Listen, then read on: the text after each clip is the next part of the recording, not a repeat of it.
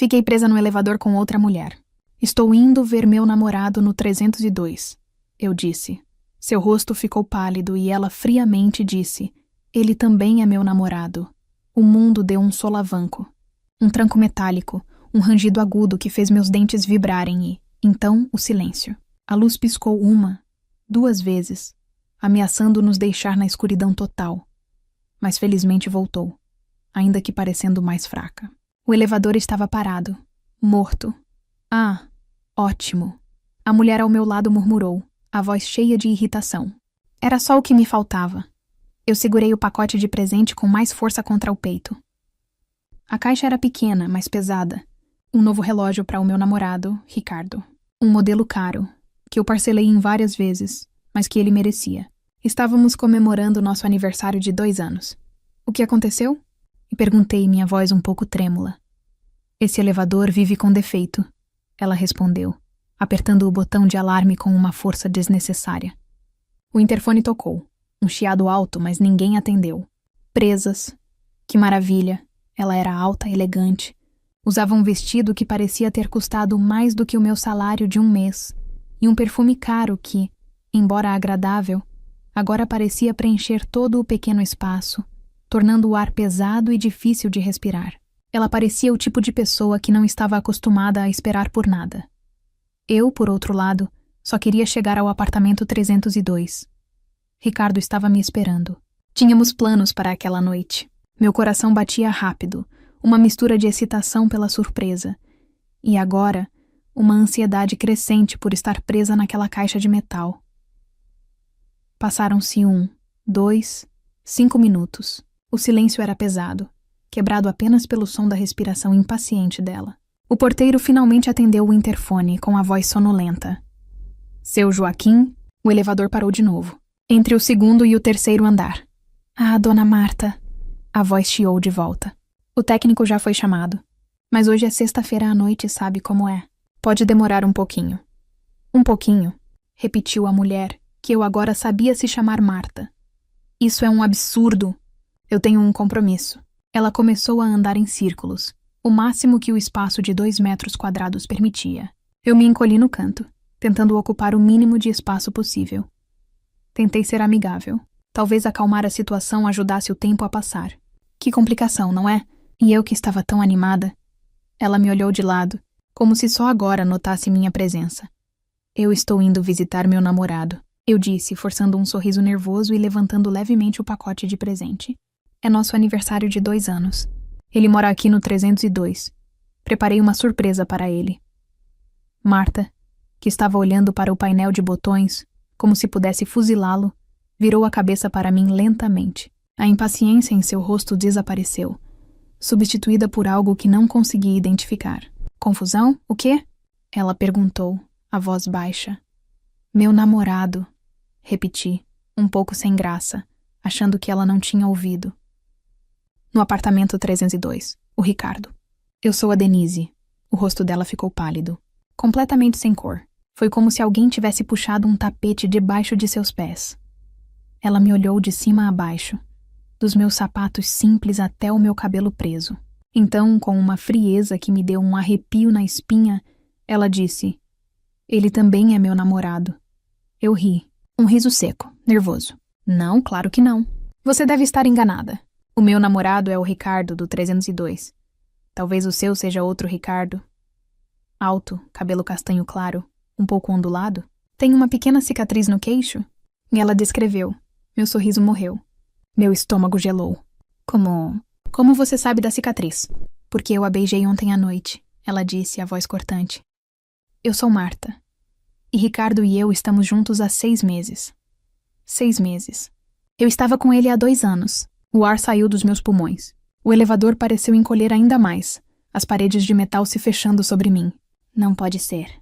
Você está mentindo. Estou? Ela pegou o celular da bolsa cara. Abriu a galeria de fotos. E me mostrou. Não eram fotos de longe. Eram fotos íntimas. Fotos deles em um barco, ele sorrindo, abraçado a ela. Fotos em um restaurante chique, ele beijando o rosto dela. Fotos que pareciam ter sido tiradas. Na cama dele. Na nossa cama. A colcha azul que eu mesma tinha comprado estava lá, inconfundível. A caixa de presente escorregou dos meus dedos e caiu no chão com um baque surdo. Eu não entendo, gaguejei, me apoiando na parede para não cair. Ele me disse que ia viajar a trabalho no fim de semana passado. O fim de semana do barco. Viajar? Ela riu um som amargo. Ele me levou para um passeio. Disse que estava comemorando um grande negócio que fechou. Negócio, repeti, a mente girando. Ele me pediu dinheiro emprestado na semana passada. Uma quantia alta. Disse que era para um investimento, uma oportunidade única que ia dobrar nosso dinheiro em 6 meses. Marta me olhou, os olhos semicerrados. Dinheiro quanto? Eu disse o valor. Ela arregalou os olhos. Denise, ela disse, meu nome soando estranho na voz dela. Na semana passada, Ricardo me deu um presente. A entrada de um carro novo. Um carro de luxo. A náusea subiu pela minha garganta. O dinheiro. O meu dinheiro! O dinheiro que eu economizei por anos. Trabalhando em 2 empregos, abrindo mão de tudo, acreditando na história dele de que estávamos construindo um futuro. Ele me disse que você era uma prima distante. Eu sussurrei, as lágrimas começando a queimar meus olhos. Uma prima que morava no interior e que às vezes pedia ajuda. E ele me disse, Marta rebateu, a raiva agora visível em seu rosto pálido, que você era uma colega de trabalho antiga, uma pessoa instável, que às vezes aparecia para pedir dinheiro a ele e que ele ajudava por pena. A humilhação me atingiu como um soco no estômago. Eu não era uma prima. Ela não era uma colega de trabalho. Nós éramos as 2 peças de um jogo sujo. Eu olhei para ela. A raiva dela era palpável, mas a minha era fria, profunda. Eu vi o presente no chão. O relógio caro. A comemoração de 2 anos de mentiras. Naquele momento, o elevador deu outro solavanco. Desta vez, um solavanco para cima. As luzes piscaram e a máquina começou a subir lentamente, o motor gemendo. Parou no 3º andar. A porta se abriu com um rangido. Nenhuma de nós se moveu por um segundo. Nós nos olhamos, 2 estranhas, unidas pela mesma traição. Marta estava com o rosto vermelho de fúria. Eu estava com o rosto molhado de lágrimas, mas meu coração estava endurecendo. Marta olhou para o corredor e depois para mim. O que você vai fazer? Eu me abaixei, peguei a caixa do chão. Limpei as lágrimas do meu rosto com as costas da mão. Eu não sei o que você vai fazer, eu disse, minha voz surpreendentemente firme. Mas nós vamos fazer uma visita ao apartamento 302. A porta do elevador se fechou atrás de nós com um clique suave, nos deixando sozinhas no corredor silencioso do 3º andar. O carpete grosso e felpudo abafava o som dos nossos passos, fazendo parecer que estávamos andando em um sonho, um pesadelo. Eu ainda segurava a caixa do relógio com tanta força que meus dedos doíam.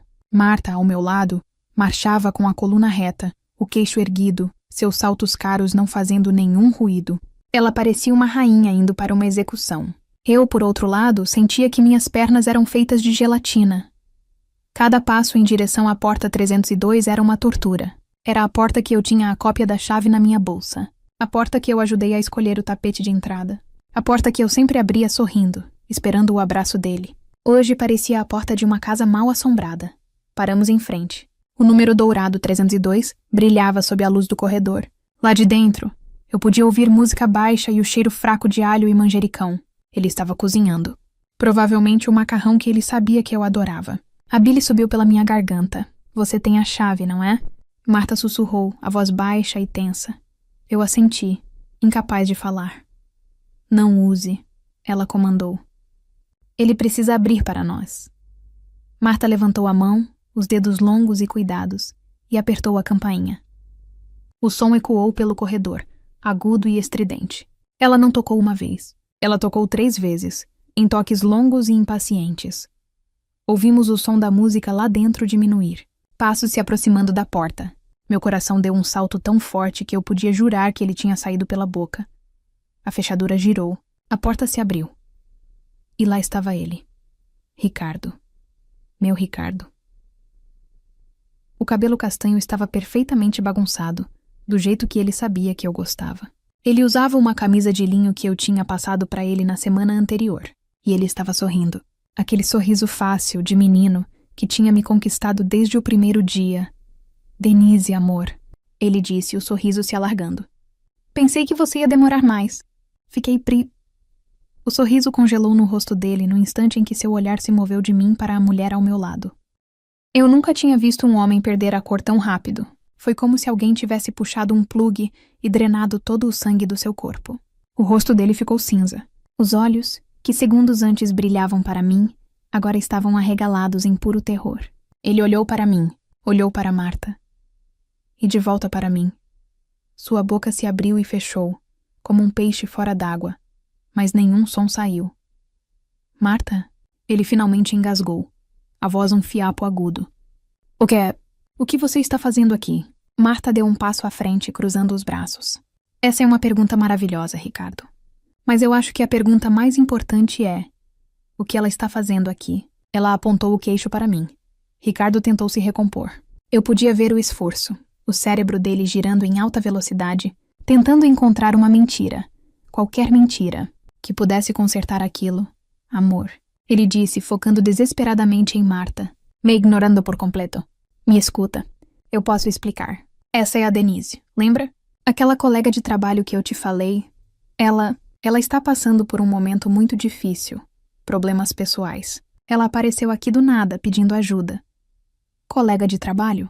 Eu finalmente disse, e minha voz saiu alta e clara no corredor. O som dela me deu força. Eu sou sua colega de trabalho, Ricardo. É assim que você me chama? Eu dei um passo à frente, ficando lado a lado com Marta. Nós duas estávamos na porta, bloqueando a entrada dele. Ricardo, eu sou sua namorada.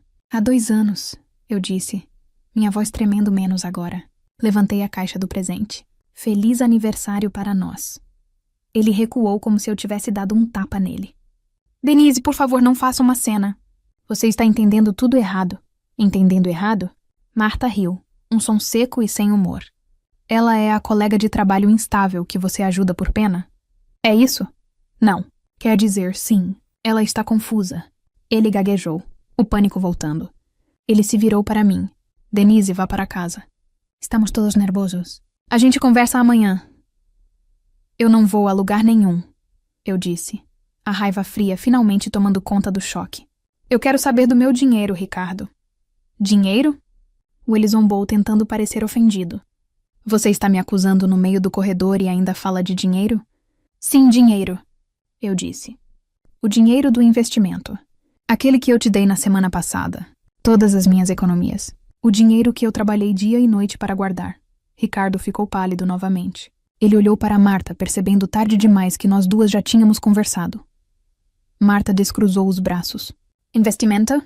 Ela perguntou a ele com uma calma assustadora. Foi esse o grande negócio que você fechou e estava comemorando? Ele não respondeu. Sabe, Denise, Marta continuou, sem tirar os olhos dele. Ricardo me contou que fechou um negócio incrível na semana passada. Tão incrível que ele decidiu me dar um presente. Um presente? Eu perguntei, embora meu estômago já soubesse a resposta. A entrada de um carro novo, disse Marta. Um carro de luxo. Ele me levou para vê-lo ontem. Foi uma surpresa tão grande. O ar saiu dos meus pulmões. O dinheiro. O meu dinheiro. O dinheiro que eu neguei a mim mesma comprar roupas novas. O dinheiro de jantares que eu não saí para comer. O dinheiro de férias que eu nunca tirei. Você... Eu sussurrei olhando para o homem na minha frente. Você pegou o dinheiro da minha vida. Para dar um carro para ela? Não foi assim. Ele gritou, finalmente encontrando a voz. Foi um empréstimo. Denise, eu ia te devolver, em dobro. Você sabe que eu sou bom com negócios. E você, Marta? Ele se virou para ela, os olhos suplicantes. Amor, eu amo você. Ela não significa nada. Eu só estava ajudando ela. Ela é patética. Patética? Eu repeti. Eu paguei por essa camisa de linho que você está usando. Eu comprei a colcha da cama onde você dorme com ela. Eu paguei pelo seu jantar de ontem à noite que você me disse que era com investidores. E você? Marta se virou para ele, o nojo evidente em seu rosto. Me disse que ela era uma coitada, que você era um santo por ajudá-la, mas o tempo todo era ela quem estava pagando pela nossa vida, pelos nossos jantares, pelo meu carro. Ele não tinha mais o que dizer. O homem charmoso e confiante tinha desaparecido. Na nossa frente estava um homem pequeno, encurralado, patético. A humilhação estava estampada em seu rosto. Eu olhei para Marta. A raiva em seu rosto havia se transformado em uma determinação fria. Ela olhou para mim, e pela primeira vez eu vi um lampejo de respeito em seus olhos. Eu me abaixei e coloquei o pacote de presente no chão, bem no tapete de entrada. Fique com o relógio, eu disse, minha voz firme. Talvez você possa vendê-lo. É um começo para pagar o que você me deve. Marta, por sua vez, abriu sua bolsa cara, tirou um cartão de crédito dourado e o jogou no peito dele. O cartão bateu na camisa de linho e caiu no chão. E aqui está o cartão adicional que você me deu. Ela disse, a voz cortante. O limite provavelmente está estourado com o dinheiro dela. Divirta-se pagando a fatura. Eu me virei. Marta se virou. Esperem. E Ricardo gritou, a voz desesperada. Marta, Denise. Não façam isso! Vocês não podem me deixar assim. Nós não olhamos para trás. Caminhamos lado a lado, em silêncio, de volta ao corredor. Entramos no outro elevador, o de serviço, que felizmente estava lá. Apertei o botão do térreo. A porta se fechou, nos deixando em silêncio novamente. Mas era um silêncio diferente. Não era mais constrangedor. Era um silêncio de compreensão. Ele não vai se safar dessa. Marta disse, olhando para seu reflexo na porta de metal. Não, eu concordei. Minha voz mais forte do que eu jamais imaginei que poderia ser. Ele não vai. A porta do elevador se abriu no térreo. Nós saímos juntas, não mais como estranhas. Saímos como aliadas. Nós saímos do prédio e andamos em silêncio por quase um quarteirão. O ar da noite, que antes parecia promissor, agora estava frio e pesado. Nenhuma de nós sabia para onde ir, mas sabíamos que não podíamos simplesmente nos separar. Paramos em um café 24 horas que brilhava na esquina, o único lugar movimentado naquela rua. Sentamos em uma mesa no canto, sob uma luz fluorescente que fazia tudo parecer pálido e doentio. Eu me sinto uma idiota. Foi a primeira coisa que eu disse, assim que a garçonete se afastou. Nós duas, Marta respondeu, mexendo em um sachê de açúcar que ela nem ia usar. Eu me achava tão inteligente, tão boa em ler as pessoas. E ele me enganou como se eu fosse uma criança. Ele me disse que o dinheiro era para um fundo de investimento. Eu contei, a voz embargada. Algo seguro, que daria um retorno rápido. Ele desenhou gráficos para mim, usou termos complicados que eu fingi entender. Eu acreditei em cada palavra. Marta me olhou com uma intensidade repentina. Denise, quando exatamente você fez essa transferência?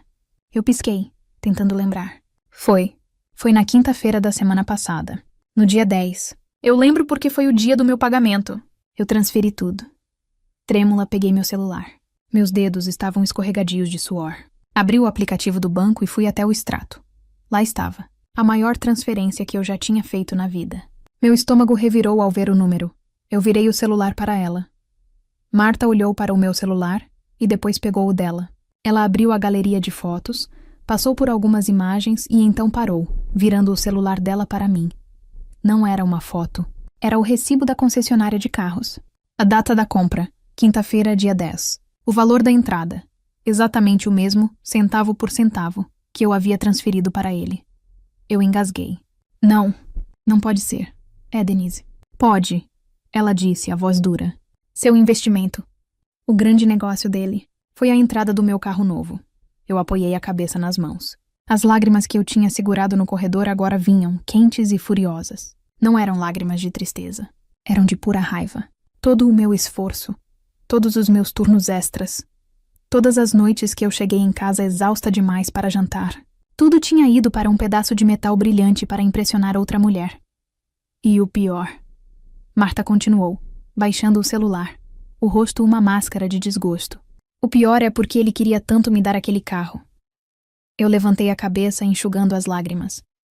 Por quê? Ele estava planejando uma festa, ela disse. Na verdade, a festa é na próxima semana. Ele me disse que era para comemorar o negócio fechado e para me apresentar formalmente aos seus sócios e contatos importantes. Eu franzi a testa, sem entender onde ela queria chegar. Marta respirou fundo. Era uma festa de noivado, Denise. Ele me disse que tinha uma grande surpresa para mim naquela noite. E com o carro, a festa, eu entendi agora. Ele ia me pedir em casamento. Se eu achei que não podia me sentir pior, eu estava enganada. Ele não estava apenas me roubando. Ele estava usando meu dinheiro para construir uma vida inteira com outra pessoa.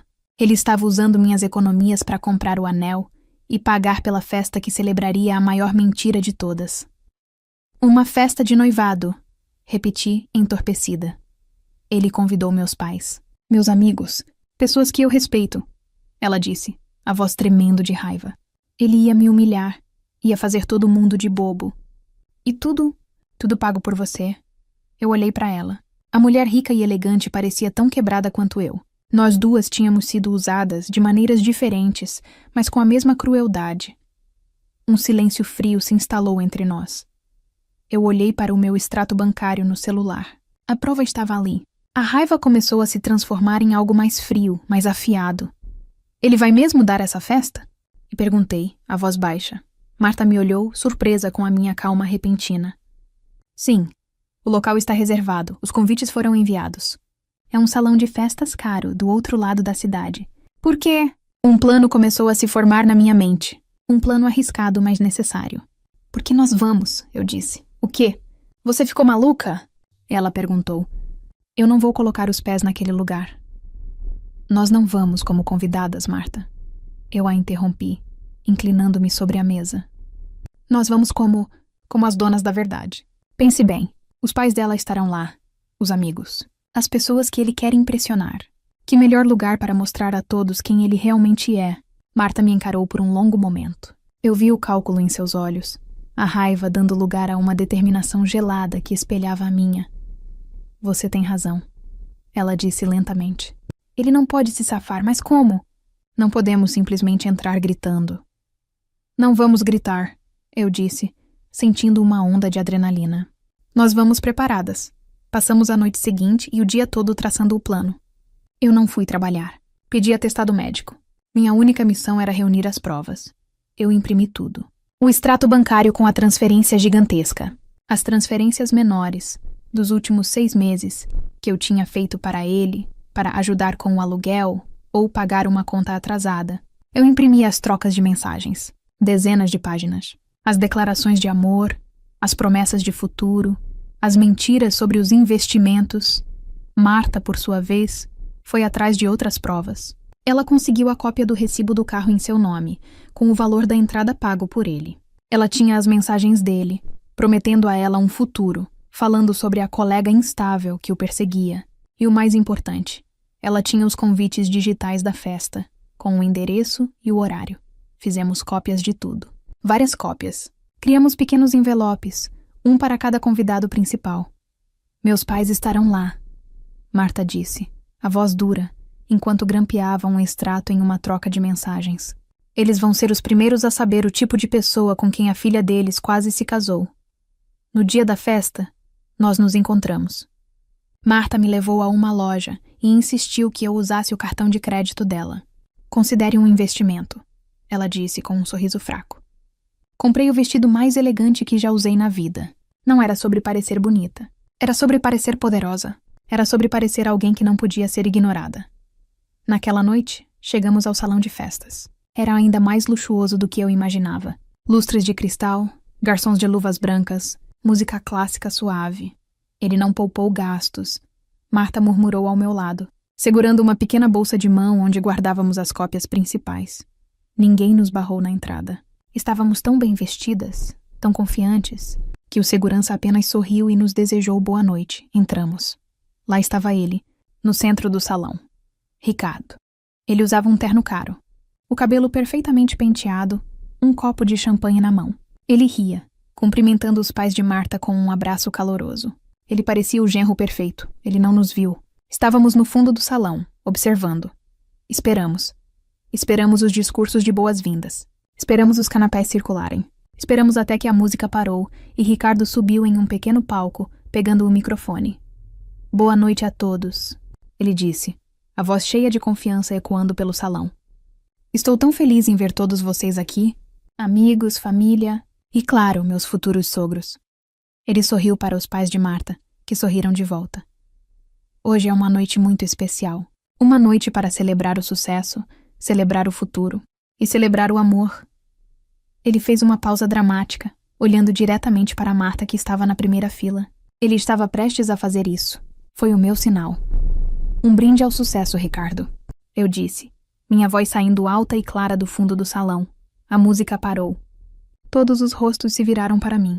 Eu comecei a andar para frente, lentamente. Marta veio ao meu lado como tínhamos combinado. Ricardo me viu. O microfone escorregou um pouco de sua mão. O sorriso desapareceu. O rosto dele passou de confiante para confuso. E depois para o mesmo cinza pálido que eu tinha visto na porta do apartamento 302. O som do meu copo batendo na mesa de bebidas, que eu tinha pego no caminho, foi o único barulho no salão. A voz de Ricardo, amplificada pelo microfone, foi cortada no meio de uma palavra. 100 pares de olhos se viraram para mim, para nós. Ricardo me encarava do pequeno palco, o rosto uma máscara de horror e descrença. O cinza pálido que eu tinha visto na porta do apartamento dele estava de volta, mas desta vez, misturado com um tom de verde. Ele parecia doente. O que você está fazendo aqui? Ele gaguejou no microfone, e sua voz agora trêmula ecoou por todo o salão, fazendo-o parecer ainda mais fraco. Eu dei um passo à frente. Marta estava ao meu lado, firme como uma rocha. Boa noite a todos, eu disse, minha voz surpreendentemente forte, sem a necessidade de um microfone. Me desculpem interromper a festa. Eu sou Denise, segurança. Ricardo gritou, finalmente soltando o microfone, que caiu com um baque surdo no palco. Tirem essa mulher daqui. Ela é uma antiga colega de trabalho. Ela está obcecada por mim. Ela é instável. Eu vi 2 homens de terno preto começarem a se mover na lateral do salão. Não! Uma voz cortante soou. Foi Marta. Ela deu um passo à frente e os seguranças pararam reconhecendo-a. Ela fica. Ela está comigo. Todos os olhares se voltaram para Marta, e a confusão no salão era palpável. Eu podia ouvir os sussurros. Mas essa não é a noiva? Ricardo está certo, eu continuei, aproveitando a pausa. Esta é uma noite para celebrar o sucesso. O grande negócio que ele fechou. E eu estou aqui porque achei que seria justo agradecer a pessoa que tornou tudo isso possível. Eu caminhei lentamente em direção ao palco. Ricardo, eu disse, parando a alguns metros dele. Você não vai me agradecer? Agradecer a você? Ele zombou, tentando recuperar a compostura, mas o suor brilhava em sua testa. Você é louca. Eu sou sua principal investidora, eu disse com clareza. Eu sou a pessoa que financiou esta festa. Eu sou a pessoa que pagou a entrada do carro de luxo que você deu para Marta. Eu sou a pessoa cujas economias de uma vida inteira você usou para construir esta farsa. Um suspiro coletivo percorreu o salão. São mentiras, Ricardo gritou. Marta, amor, por favor, diga a eles que ela está mentindo. Ela é aquela mulher que eu te falei, a coitada que me perseguia. Marta, que estava quieta ao meu lado, começou a andar, mas ela não foi até Ricardo. Ela foi até a primeira mesa, onde seus pais estavam sentados, pálidos e confusos. Pai, mãe, ela disse, a voz cheia de uma calma terrível. Ela não está mentindo. Da sua pequena bolsa elegante, Marta tirou um envelope. E depois outro. E mais outro. Eu tirei os meus da minha bolsa. Começamos a andar pelo salão. Ricardo nos chamou de instável e coitada. Marta disse em voz alta, entregando um envelope para um homem de negócios que eu não conhecia. Acontece que nós 2 éramos namoradas dele. Ao mesmo tempo. E o que é pior, eu disse, entregando um envelope para uma senhora elegante que me olhava horrorizada. Ele usou o meu dinheiro para impressioná-la. O silêncio do salão foi substituído pelo som de envelopes sendo rasgados. O farfalhar do papel era mais alto que qualquer música. Eu vi o pai de Marta ler a primeira página. Era a minha transferência bancária. Depois, o recibo da concessionária de carros, com o mesmo valor exato. Seus olhos se arregalaram. Ele se levantou lentamente, o rosto vermelho de fúria. Ricardo.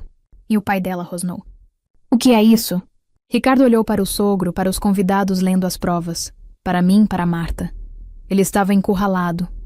São montagens. Ele gaguejou. Isso é um golpe. Elas estão juntas nisso. Marta, olhe para mim. Você é o amor da minha vida. Eu ia te pedir em casamento esta noite. Você não pode acreditar nela. Ele deu um passo em direção a ela. A mão no bolso, provavelmente indo pegar a caixinha do anel. Marta foi mais rápida. Ela parou na frente dele, bem no centro do salão. Todos os convidados formaram um círculo ao redor deles. Você ia me pedir em casamento, Ricardo? Ela perguntou a voz baixa, mas cortante. Com que dinheiro você comprou o anel? Com o dinheiro dela também? Marta, por favor.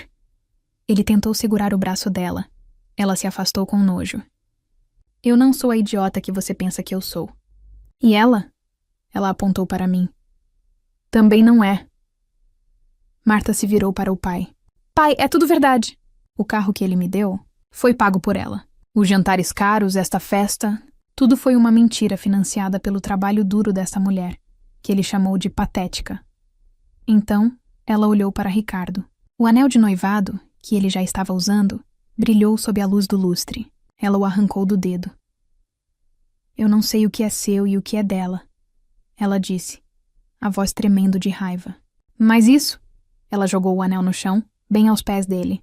O pequeno objeto de valor quicou e rolou para debaixo de uma mesa. Isso eu não quero. Acabou, Ricardo, ela disse. E pode ter certeza de que você vai se arrepender de ter envolvido minha família nisso. Ricardo caiu de joelhos, literalmente, o terno caro amassando no chão. Não, Marta, por favor. Eu me aproximei. Ele me olhou de baixo, os olhos cheios de ódio e pânico. Você tem razão em uma coisa. Ricardo, eu disse, parando ao lado de Marta. Eu estou aqui por causa do meu dinheiro. Eu olhei para os convidados, que agora seguravam as provas da fraude dele nas mãos. Eu não vim aqui para estragar uma festa.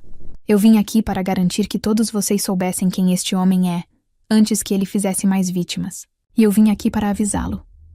Eu me abaixei um pouco para que ele pudesse me ouvir claramente.